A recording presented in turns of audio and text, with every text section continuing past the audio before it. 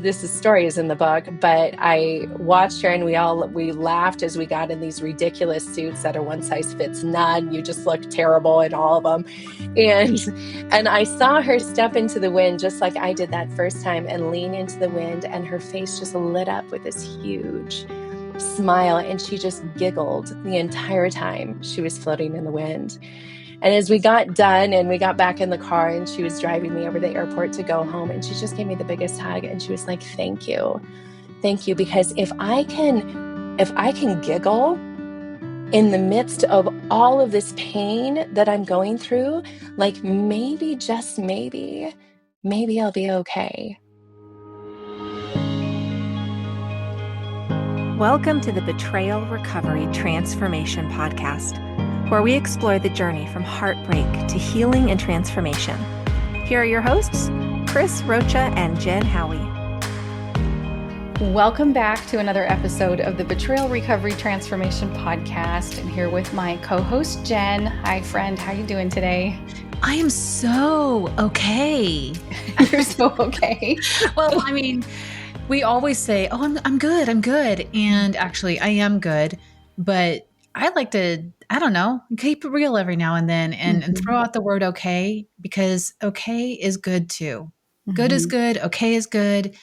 No matter where we are is good. But that was a very long-winded answer to your question. I kind of like that you just gave our listeners permission to be okay. Yeah. And it's okay to not be okay as well. So Totally. yeah, Absolutely. I love that you're showing up authentic as usual. So much. I am very happy to be here. I'm very happy to have today's guest. I'm so excited for this podcast. You have a little personal stake in this one, and I'm excited to hear about that. So, listeners, we have the first person to be on 3 times. Tammy Gustafson wins the trophy, the prize, the small plaque, the whole thing. Also a plate of cookies probably in there. Tammy Gustafson is a licensed professional counselor, coach, and speaker, to those of you who don't know. She specializes in helping individuals heal from betrayal trauma, and she's the founder of Betrayal Healing and Live Free Counseling. Well, I'm so excited about this. We're now adding, not we, she is now adding the title author.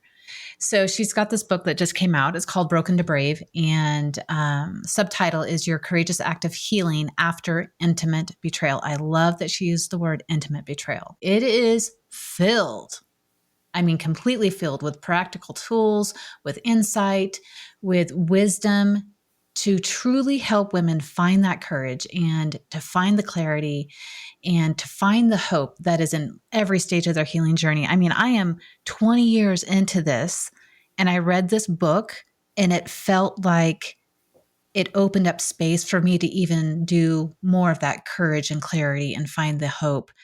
It's just a testament that our healing never really ends. And with the right tools and with the right books and with the right authors, we're invited into that deeper level of healing. So I am so excited to have Tammy back here. Welcome back, Tammy.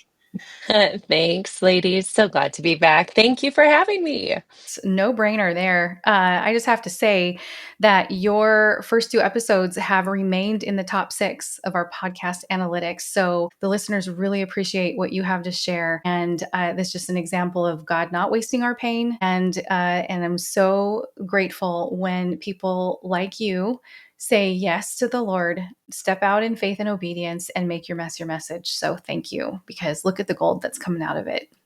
So, Oh, well, glad to be here. thank you. All right. Well, let's dive in. So, listeners, episode 19 of our podcast is where Tammy does a deep dive into each of her 4 stages of betrayal healing. So, we're going to talk about her book today, Broken to Brave, and we're going to touch on some of the themes in it. But we're going to talk more about the kind of overall book itself. So if you want to know more deep information on her 4 stages of healing, please go back and listen to episode 19. But in the meantime, Tammy, can you give our listeners a brief overview of your 4 stages, please?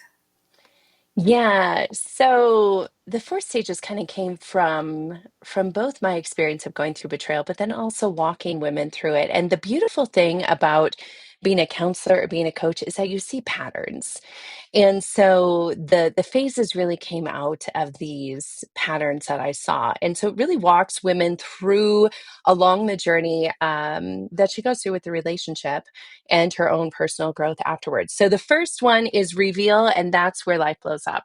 That's where the shattering happens. And in that phase, you are looking to find the truth. And then the second phase is really where you either get the truth or you know that your partner is never going to give you the truth. And that becomes what you have to stand on. And so that transitions you into phase two, which I call rumble. And rumble is the messy middle. You don't know necessarily if you want to stay or go. You're not sure if he's going to do the work to heal or not. You're not sure where things are going. In the meantime, you are stepping into boundaries and finding your voice and stepping into your strength. And that is where a lot of the real wrestling happens, is in phase two. Phase three starts in you kind of morph into phase three, where you start to realize the direction the relationship is headed. And really what I see is there's typically three paths that the relationship goes. One is redemption, essentially where he's doing great work and you want to stay and you're leaning back into it and the relationship is healing. Another one is divorce. And then the third one is what I call roommates. And that's where he is not really doing great work.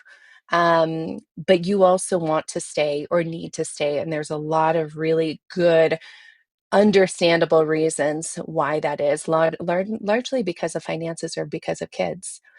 And then phase four, there's a shift. There's an organic shift that happens where the focus shifts away from the relationship or away from your partner or ex-partner.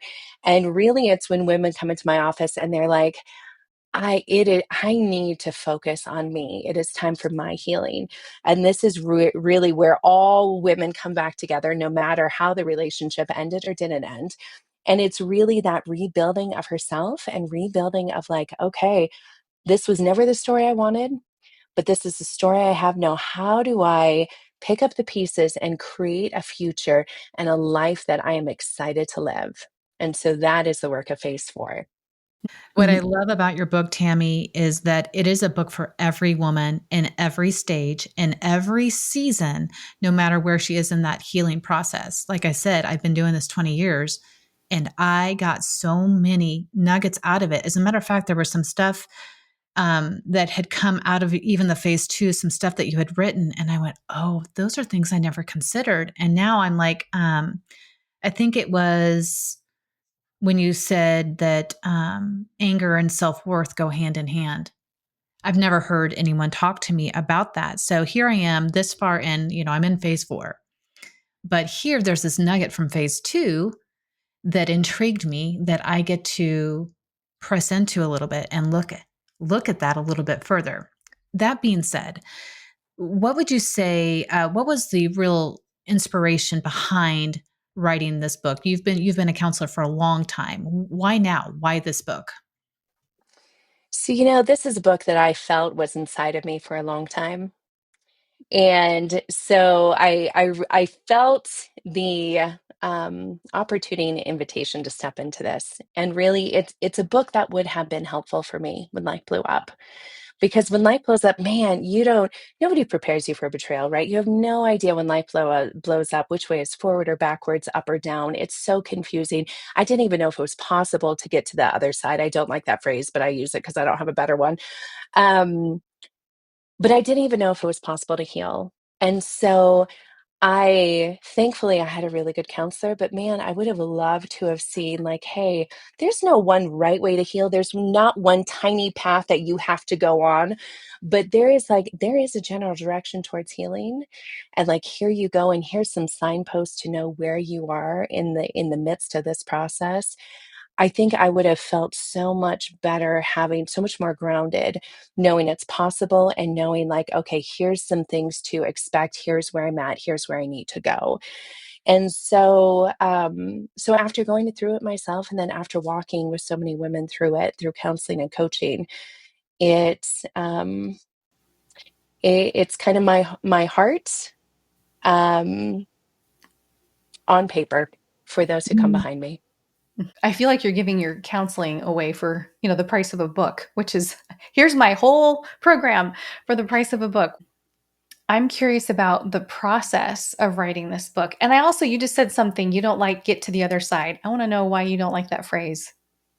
I'm Because I don't curious. think there is a quote unquote other side. It implies there's a finish line. It implies there's a point where it's like on this side you're not healed, and on this side you are healed, and that can feel so demoralizing to Mm, women who are going through this, going like, "Oh, I'm not there yet. I'm not there yet. I'm not healed. I haven't arrived. I haven't." And what I have found is that it's much more of an organic shift. Like mhm, there's at some point in time, I think that healing kind of transforms into this process of growth. mm, And that is a process that if you choose to can continue for a long time. And it's a process that I myself, I just embrace this of I always want to be growing. And so, and I think also when we think of the other side, when we think of a finish line, we think of, well, okay, when I'm here, I will never deal with this again. I will never have these, I will never be triggered again. I will never have these emotions again. And again, it just feels it's a little too black and white for me. And I mm. just want to infuse this process with a lot more grace and mystery. I love that so much because I think for me, after having doing this for so long, it sets unrealistic expectations, and every year beyond that 3 to 5 year mark, I would feel like, oh, am I disqualified from this healing process? Is my marriage disqualified from this healing process? Because what happened to the 3 to 5 years? He's doing good work. Why are we, but is he doing good work? And you get into that in your book, what good work looks like. But yeah, I love that too, because it sets realistic expectations from the beginning, not to dishearten you, but to really encourage you and to open your mind to this capacity to build resilience. Thank you. I love that you speak on that. Mhm. I love the grace that we're always telling our clients and our friends and the women we work with to be patient with yourself and give yourself grace. You've been through a lot and there has to be grace. I am such a visual person. And I know so many of the women that we help want to know, where am I? What just happened to me? And where am I? What happens next?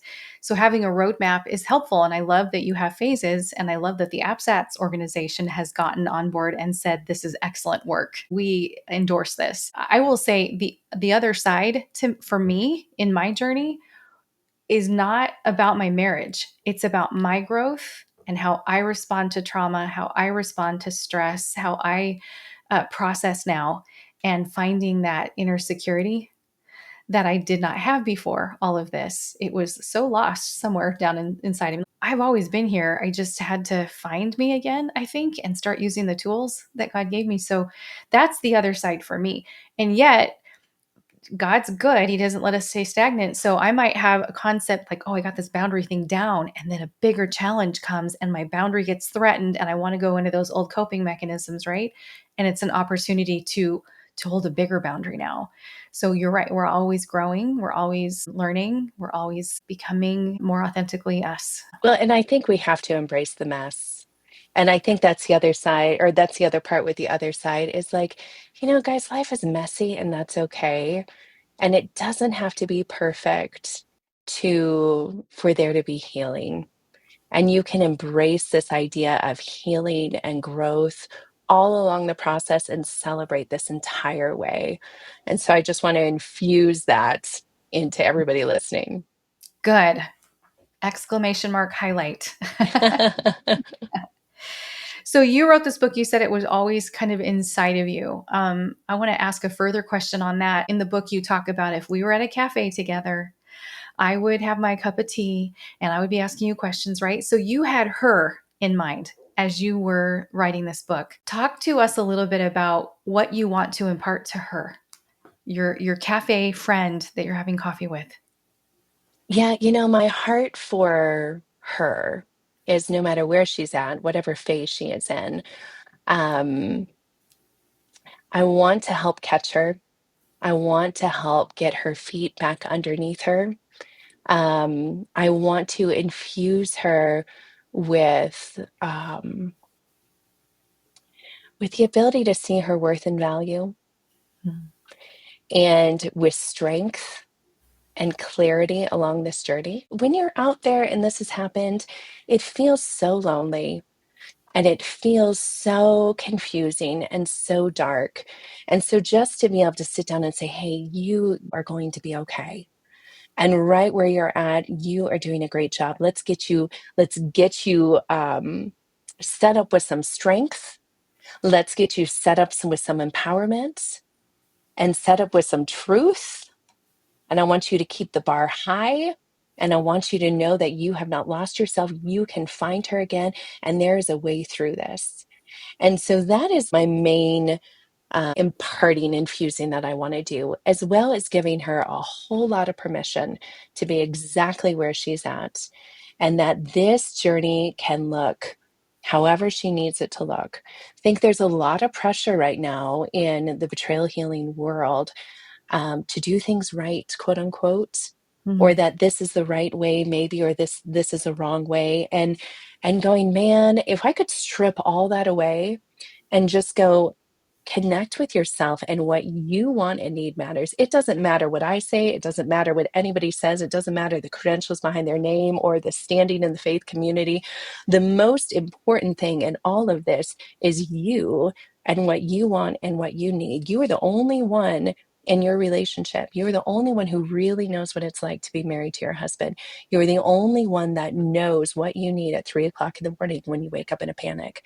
And so just really, I want to give her permission to follow her heart and her gut and what she wants and needs. And then everything else can come in as a supplement and as an encouragement and support. So, listener, as you're reading this book, picture yourself with Tammy at your favorite cafe, having a cup of coffee or tea, cozy up with her as a safe friend. And as you read, I hope that you can picture Tammy with you. She is that kind of person. And I think that if you had time, if you could clone yourself, you'd probably meet with all of your readers one-on-one.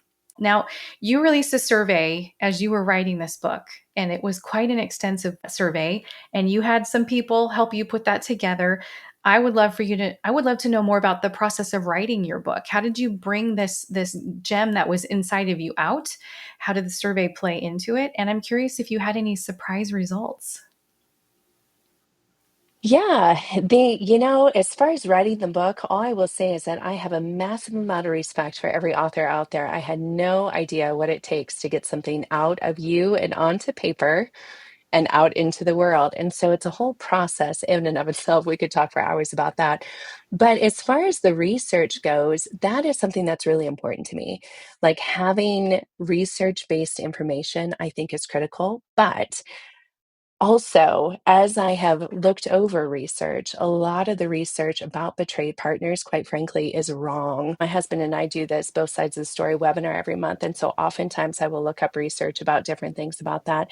And there's a lot of research that just is not trauma informed, is not partner sensitive, and just doesn't understand what the partner has gone through. And that it would make me so angry, and the mama bear in me for betrayed partners would really come out in this, because what we know for research is that research builds on itself. Like research, when a research something goes out, then the next research comes back and it kind of starts on that and builds off of that. And so the need for good research, and of course there is a lot of good research out there, but there's also a lot of bad research out there. And so that was very important to me for this book, was to have some research that really spoke to or spoke for betrayed partners, and showed what it was. So I did. I had lots of really solid help, because it was new. It was a new field for me. But yeah, so there were over 1,700 betrayed partners around the world who took this research survey.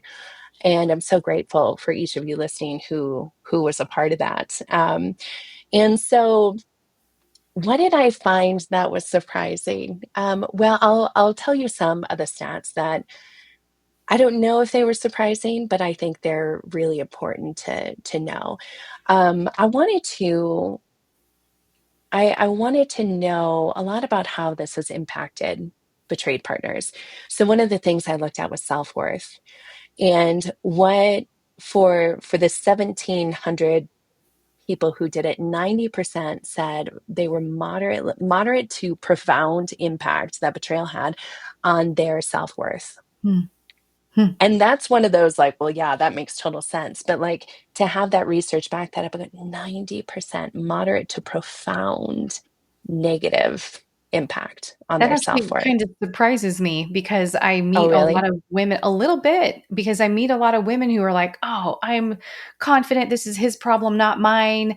Maybe that's kind of smoke and mirrors, or maybe they're trying to talk themselves into something. That's validating Hmm. and Well, and it always. doesn't have to stay there. Like it doesn't have to stay there for forever, right? But when they found out, Yeah. that for sure, that is a negative. I think, yeah. Another one was I asked women if they had felt like how many had felt that they had lost parts of themselves in this process. I was very curious about that.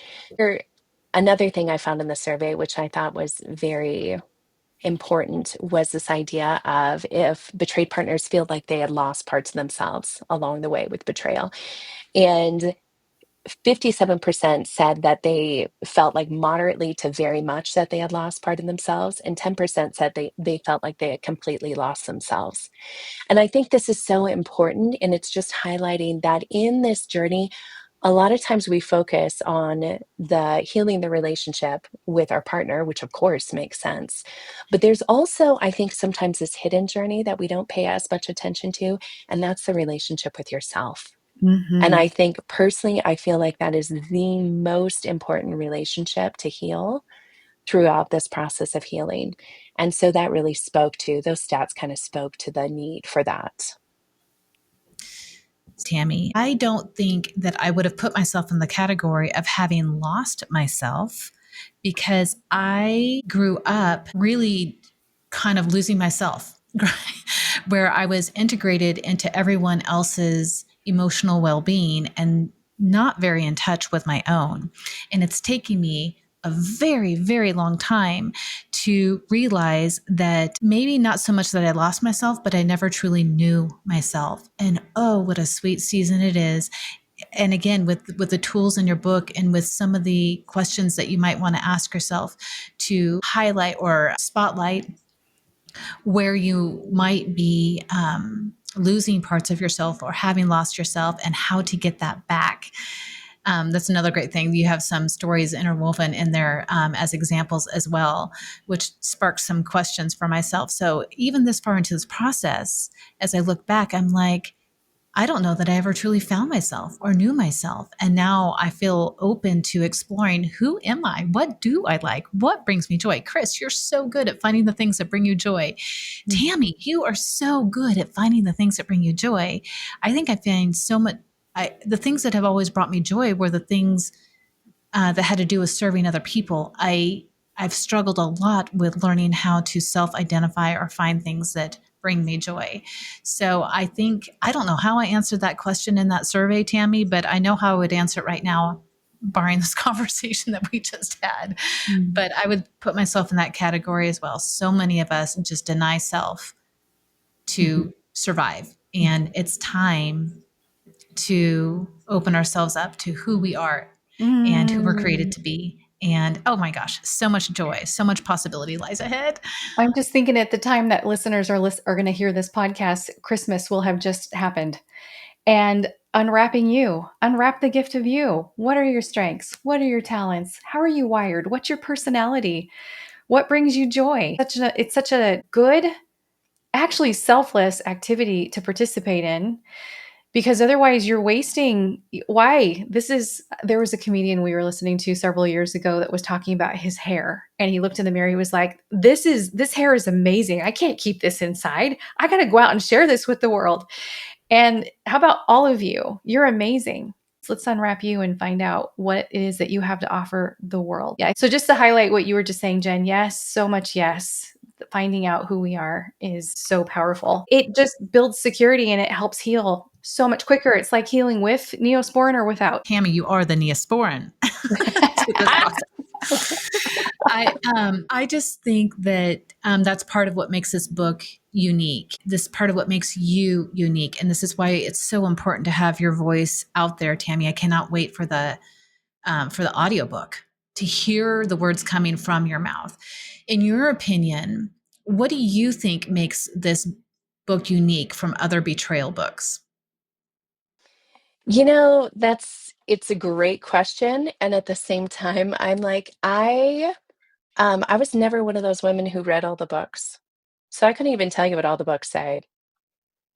And I couldn't tell you how my book, I mean, I could if I really had to be pressed for it, but um I guess that was never my intent, was how to make this book different. The intent was just to communicate what was in my heart. So I know that's not the answer you were looking for, but that's kind of the truth of my answer. Actually, I don't know that I was really looking for a specific answer, because the reality is this came from you. You bled for this book. Your heart, your soul, all of you bled for this book. And I think that's what shows up. So I will say then, I don't know what it took other authors to write their books. And I'm like you, I haven't read all the other books, but I've read several. And this is special and unique in its own way, because it has this ability to leave room for all stories, for all processes, for all journeys, and in a way that is different than other books. I have a hard time really putting words to it. And I know, Chris, I think you're on the same page with me. I think you found some very uniqueness in this book. Can you speak to that? Absolutely. I think there were several things I found unique about my experience in reading this book and consuming this content. One of them was the flow. Um, I think I mentioned earlier, I'm very visual. It was so important to me to know, where am I? What happens next?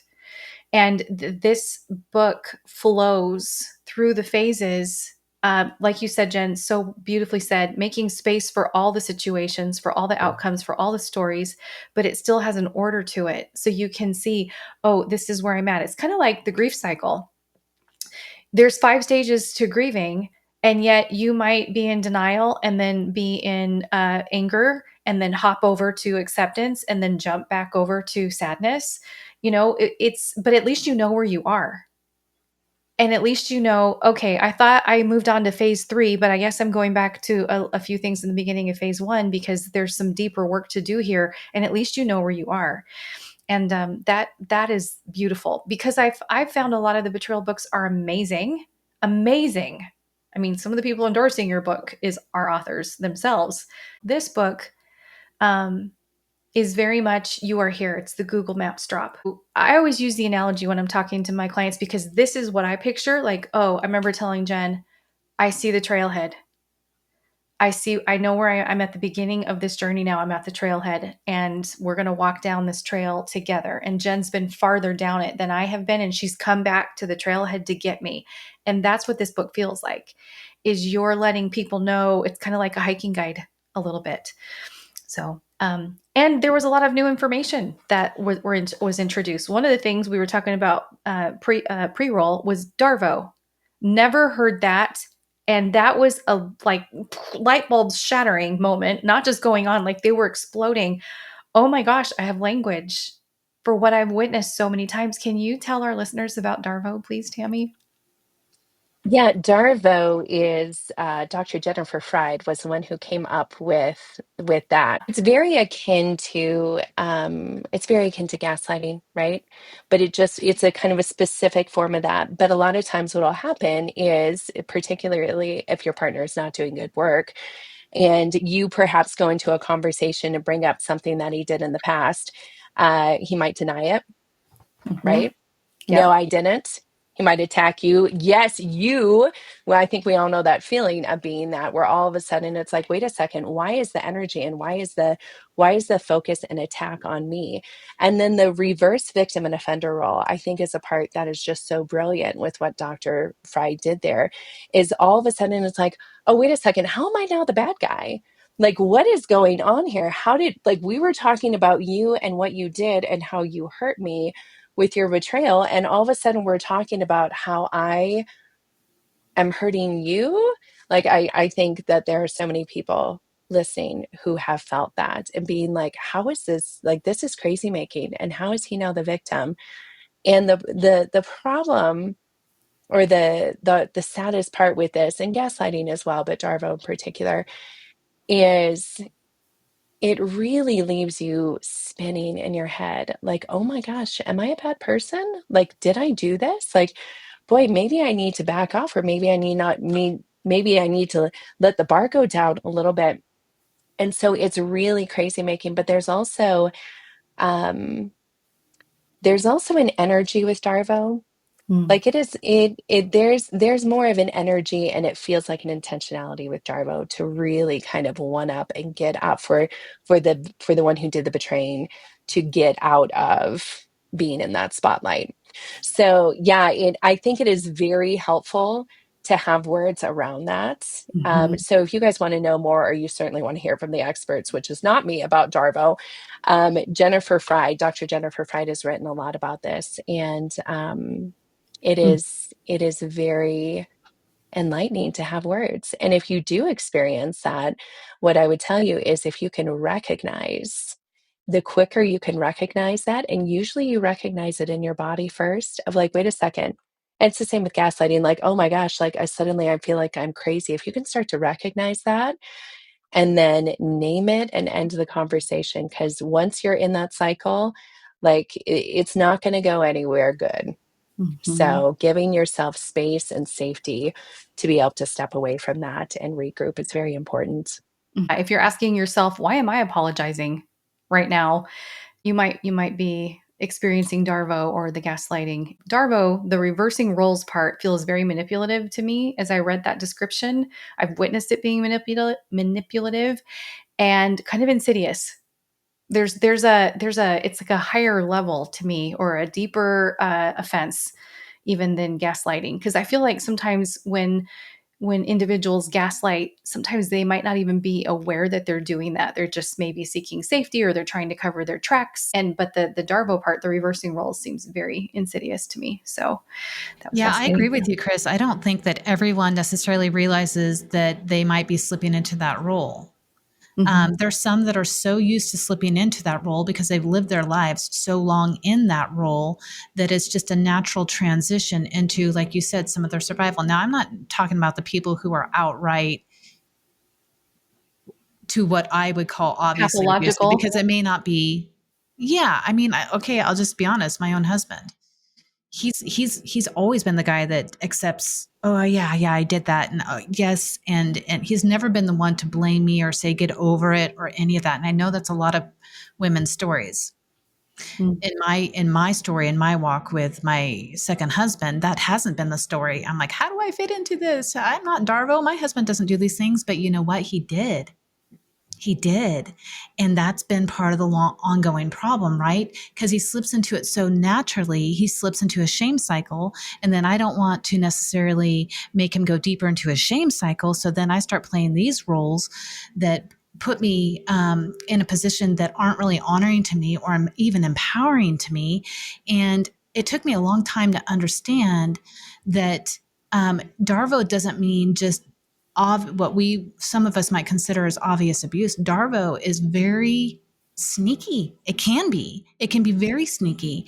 And so you really have to, for those that might not think, oh, my husband doesn't do that, just pause for a moment and just consider for just a moment where Darvo might apply in your life. Because it might apply. And if it does, it likely does, then you have to really, where do we start to move towards empowerment and out of that?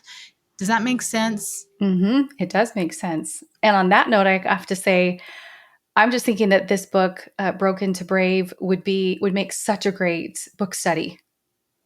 Like this would be a great book for a book club, because there are so many points to have conversations, authentic conversations around. It's not so. We were talking before you hopped on with us, Tammy, about how consumable this book is. it's an even though it's a tough subject, it's an easy read in such a great way. You don't feel exhausted or like you just read a textbook, like you're back in college. So I really appreciate that about that. And I also too love it so authentically you. It reads the way that you speak. Yeah. Yeah, that was exactly my intent, Mm. was to for it to um, be like a conversation. Mm-hmm. It is Yeah. a conversation between me and a betrayed partner. Mm-hmm. That is the only purpose of this book. Now, I know that I wasn't asked to endorse this book, but Oh I no. was looking at my text messages to you yesterday, Tammy, and I will say, here's my endorsement, Mr. Jen Howie endorsement. I said, well, this is a text message to you. It's not really an endorsement, but it says, I cannot convey to you how beautifully laid out this book is. It's the right mix of truth, pause, relatability, complexity, empowerment, and hope. That is what this book is. Come on, girl. I love it. I'm so excited. The next question I have for you is you have a section in your book that talks about areas where people get stuck in their healing process. And I'd love to hear more about areas that you notice where people get stuck. But you also talk about fun, that reclaiming fun or finding fun again can be a part of your healing process. And I love that because fun is my middle name. My favorite color is confetti, but it's really, which can be a coping mechanism for me to avoid dealing with pain. But this is an area with my clients and women I help in ministry where I find that they get stuck because they're so lost in grief. So, is there a both and space for grieving and then fun at the same time? Or do we need to grieve first and then have reclaim fun? Talk to us more about that. Where do people get stuck and where does fun fit in? Well, we'll start with fun. That's one of my favorite topics because the fact is, we all lose fun. Like betrayal becomes dark and heavy, right? And I remember several years into the process, and I got connected with a support group very early on, and then we just continued on. It stopped being about our husband's betrayal, and we just continued on as friends. But I remember several years in, and we all had this conversation of like, man, I don't even know how to have fun anymore. I don't know when the last time was that I really felt like I had fun. But but I think my favorite story for that is I'm an indoor skydiver. If anyone's been around at any length of time, you have heard me talk about this. But I, my husband took me for my birthday several years into the process. And I was a little snotty about it internally because I was like, I've done the real thing. Because I jumped once when I was 18. I was like, I've done the real thing. And so, but I went in, I was grateful for it. I went in, and man, the first time I stepped into that wind tunnel, oh, instantly hooked. It was like every cell in my body had come alive again. And I stepped out and I told Nathaniel, I was like, this is what it's like to have fun. Like I forgot what it was like. And I have been flying ever since. But the story I want to tell about this, because you asked the question, do you have to wait? Do you have to grieve first and then have fun?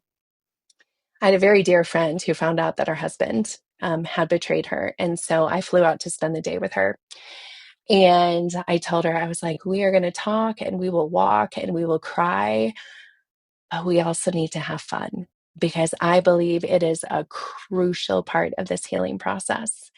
And so what did I do? I took her to iFly, of course, and we went indoor skydiving. And we did. We spent most of the day talking and whatnot and grieving and processing. And then I took her to iFly. And man, this is story is in the book, but I watched her and we laughed as we got in these ridiculous suits that are one size fits none. You just look terrible in all of them.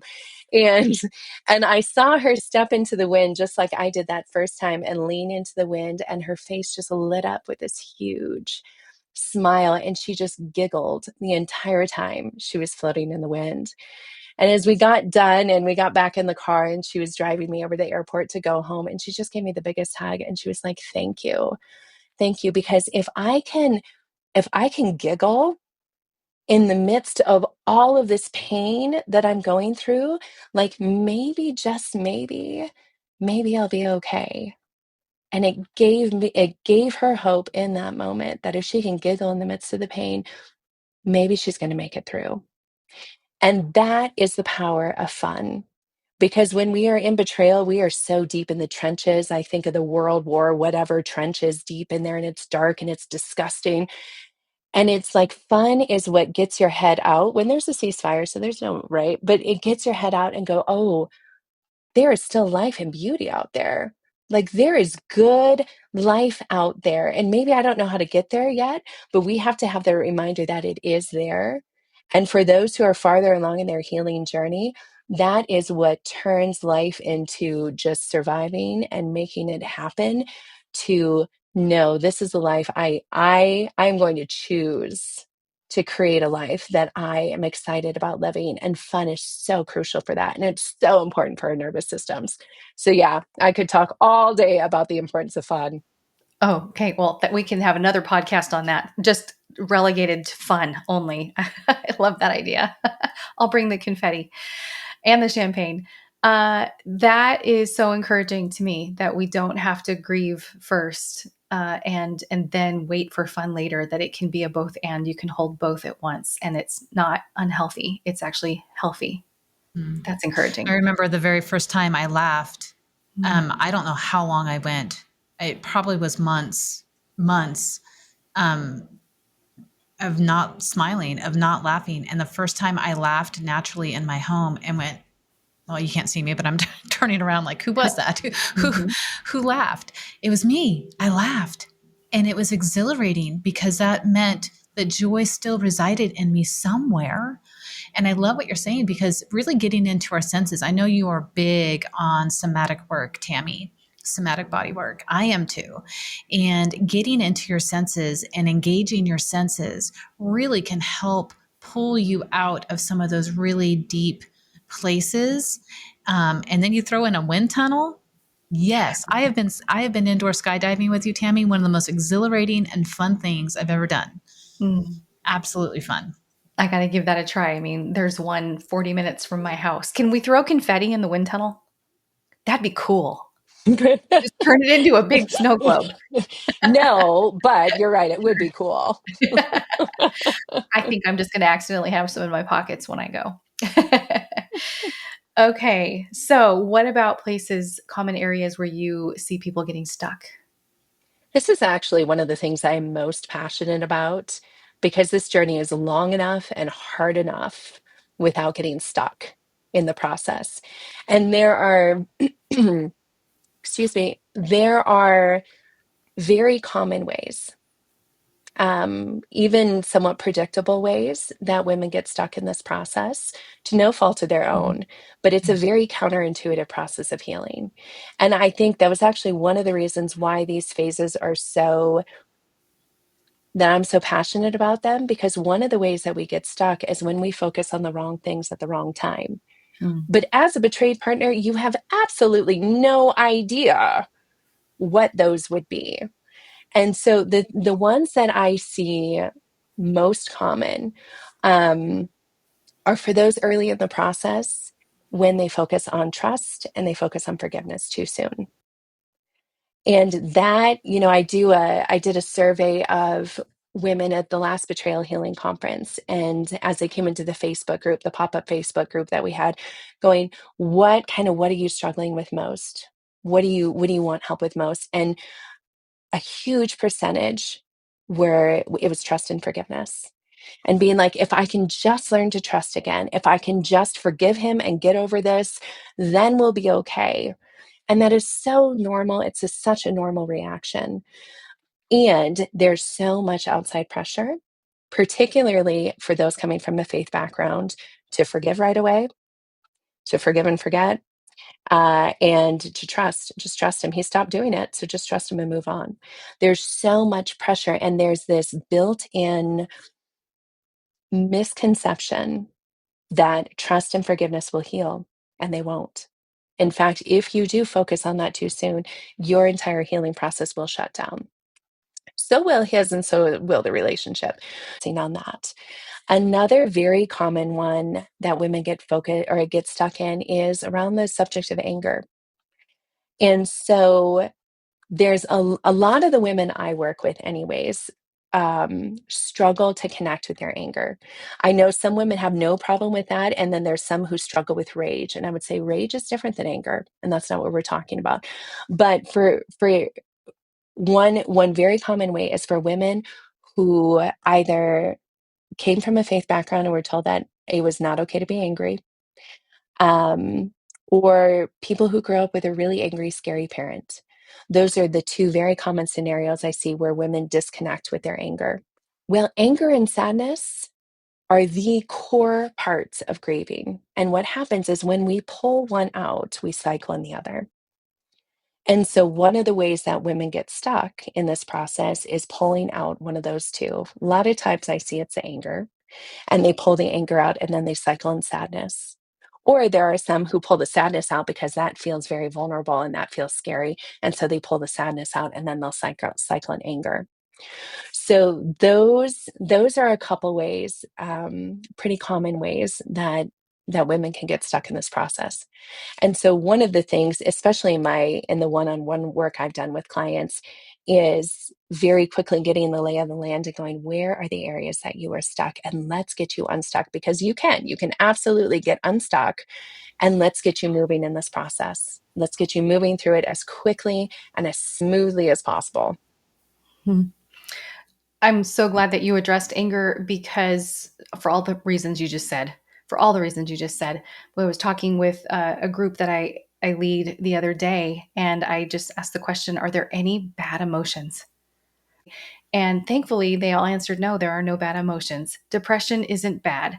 Anxiousness isn't bad. Anger isn't bad. I feel like it's when we camp out there or we build a mansion there and we're going to live there. That's when it could get toxic.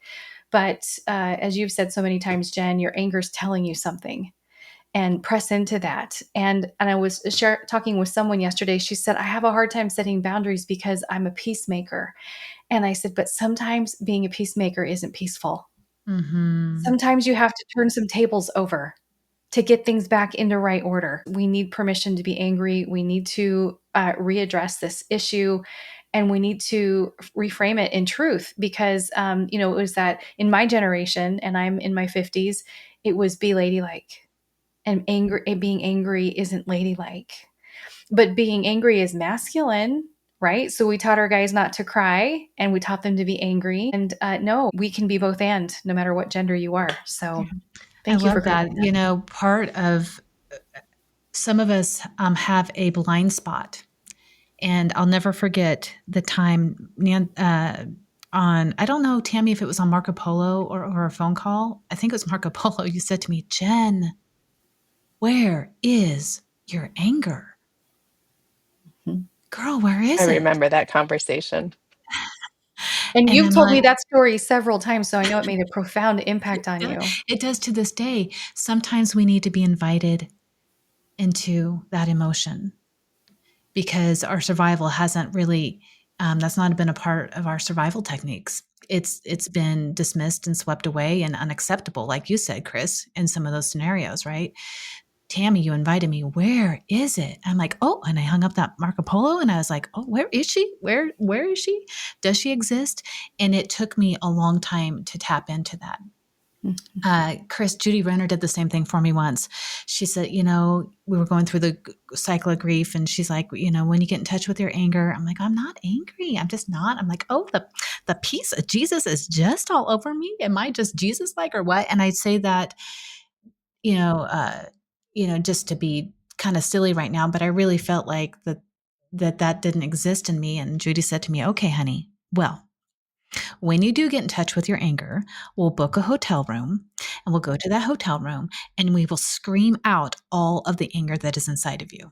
Now, I've never taken her up on that. I slightly regret it, but I am so grateful for the women in my life who have invited me into emotions that I have dismissed or I didn't even know existed inside of me. So thank you, both of you, for speaking into that blind spot. That's what a good coach will do. That's what a good book will do. That's what a good counselor will do. They will invite you into those areas that you are blindsided to, or have a blind. What's the word I'm looking for? Blind Blind spot or spot. Blind spot, not blindside, blind spot too. Yeah. So yeah. Yeah.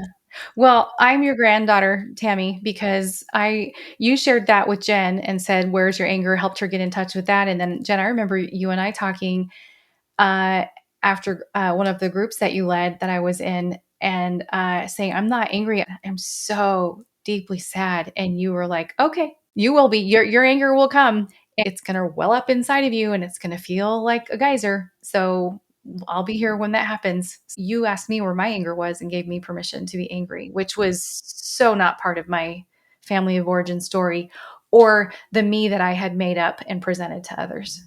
This is the beauty of community. This Uh-huh. is the beauty of healing. This is the beauty of getting in touch with the right people that have the right credentials, that are sensitive to betrayal trauma, who understand what betrayal trauma is, who've done the work, who've done the surveys, and now have obviously written the book. Tammy, as we wrap up today, is there a word of encouragement that you'd love to give someone who's wondering if they'll ever be able to trust or dream or have hope or laugh or fun, or any of the concepts that are in your book? Is there a word that you have for them today as we end this podcast? Yeah, I would say healing is absolutely possible. It's absolutely possible. And this is a long, hard, painful journey. And if you're in the middle of this and you're asking that question and you can't see the light at the end of the tunnel, I just want you to know that we have all been there. We have all Mhm. absolutely been exactly where you are, and to keep going and to give yourself permission, like I said earlier, give yourself permission. You take what you need. Take what you need, you find what works, you find the people who work for you. If there's ones that don't work, then you can change paths. But there's good life ahead. There is joy, there is beauty, there is adventure in this world. And it's okay if you don't believe that right now, but it's true. Mm. But it's true. And one thing I say a lot to my clients, and I say in the book, is I'll hold it for you until you can believe it for yourself. Thank you for holding that hope for us and the fun. Listeners, somewhere there's a wind tunnel with confetti in it waiting for you. And I say that tongue in cheek, but really, there is. Whatever the outcome is, this is the hard work that we talk about, pressing into the pain, putting one foot in front of another, just focusing on today. And like you said, Tammy, taking what you need, and it's worth it. I'm so grateful.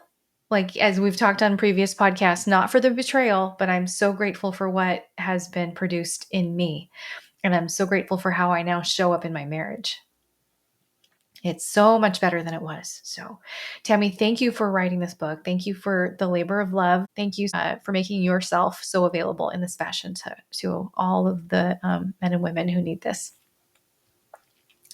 Well, thank you so much for having me, guys. It is an honor to share this space and to, yeah, share this conversation. It's wonderful. Well, everybody, the book is available now. You can find it on Amazon. I'm sure it's going to be in multiple venues, but Amazon will probably be the easiest way. Go find it. And if you read it, send Tammy an email. You can contact us at thebrtpodcast@gmail.com. We'd love to know what your thoughts were. Leave some good reviews on Amazon after you've read it. That always changes the algorithm as people are shopping, and will help rise that cream to the top, help other people find it. So leave some good reviews behind. And on that note, thank you for listening, and Happy New Year, everyone. Bye. Thank you for joining us on the Betrayal Recovery Transformation Podcast. We hope you found today's discussion helpful and empowering. For more information, please be sure to check the show notes. Until next time, be kind to yourself and keep pursuing healing. A ministry supported by Pure Life Alliance.